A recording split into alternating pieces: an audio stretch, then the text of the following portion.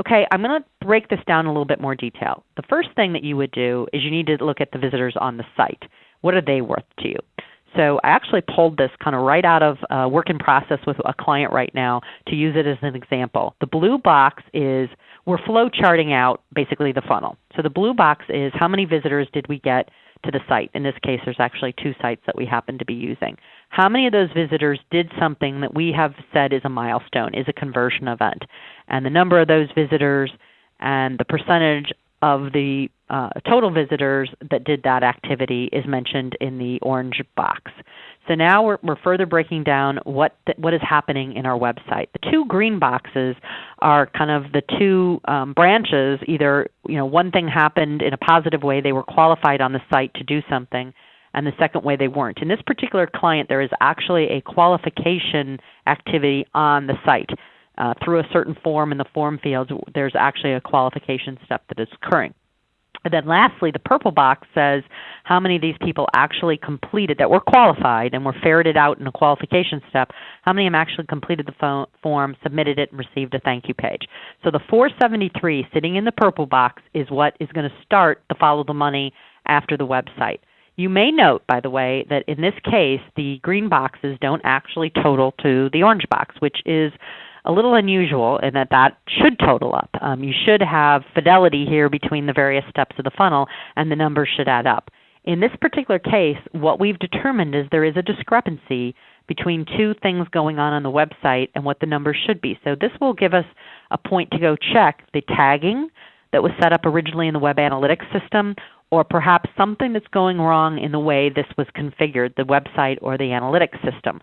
So a really good value, in addition to understanding what the financial value of your visitors and your leads are, is that this actually is an audit tool to check your systems all the way through to say, do we collect the right data? Is it credible? And is there any problem with the quality of our data? But assuming we will figure out why those numbers don't add up to 8,900 in the previous box, we're going to move forward with the 473. So we have 473 web leads, and now we have an external person in this company who actually takes all 473 of those and vets them and decides whether they're qualified or not. And in this particular example, 331 of them were vetted to the not qualified from a phone call activity that an inside salesperson did. 142 of them became qualified based upon the criteria at that stage in the game. So we're moving 142 forward in our system. And remember, this is post-website lead management, so we're looking at the back-end lead management activities in this particular business. What we further found out is at this point these 142 leads are given to a true salesperson who then re-establishes connection with the lead, asks more questions, dives deeper, and determines whether or not they're going to move forward. And in this case, 111 of the 142, a relatively high number by the way, were actually deemed unqualified, and only 31 did the salespeople say these are going to move forward. And they're actually entered, in this case, into a Siebel system with the Internet as their source. Preferably, it actually would have been a little bit more detailed than just Internet. It might have been the keyword or the campaign that they came in, which is another advancement that this particular client can make. And then at this point, we've got 31 qualified leads by sales that are moving forward as sales opportunities, and a certain number of these will close. In this particular working example, the client is actually right now trying to dig in and find out where do those 31 sit in the Siebel system, how are they coded, how many of them have moved where, and what will be the final revenue or profitability amount that we can use to flush up back through the system. So I'm kind of moving back now to a generic example just to show you how to bring this back forward. But if you go back to the funnel, on the right-hand side here, this is a different set of numbers. I've just used kind of very round numbers. If we had 10,000 visits, how many of them got to be a conversion, then how many of them were qualified, and how many deals did we close? So I'm at a very high level making a funnel represent both web, on the web, and off the web activity. On the left-hand side, in this particular situation, we have used some dollars that were actually used in this particular situation to cause this to occur, that created the 10,000 visits. So in this case, there was money spent to get these 10,000 visits to occur. So we can put a cost per action on each one of those things. So it cost us $2.50 to get a visit. It cost us $250 to get an inquiry, et cetera, all the way down to, in this case, $20,833 to get a deal closed. And in these numbers, by the way, that I pulled from a client about a year ago, their product is a multi-million-dollar product. So actually they were quite comfortable with this cost structure because of the size of the deal that got created at the end of the pipeline. What this allows us to do is, you'll see in this grid, is that the actual CPA to each one of those levels is the numbers I just reviewed with you, the 250, the 250, the 417, and the 20,833. But what we also could do if we followed the money is, if we know that $50,000 in this case was the profit, then we can flush this back through and say, what would we be willing to spend, or what's the value of each one of those levels of behavior by the particular visitor to the site that we're comfortable with, because we know what kind of money we create at the end of this process. And the important thing here, is that not that these numbers are perfect, and they may not be, because sometimes there's assumptions that have to be made.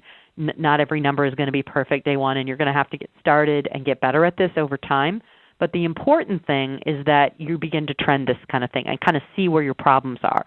So you're able to give your business, this is the value of the visitors on the site to me in dollars and cents. It's a present, it's a future value of these visitors doing these things today in our business is equal to this, because of our conversion rates through the website as well as in the back-end lead management and sales process.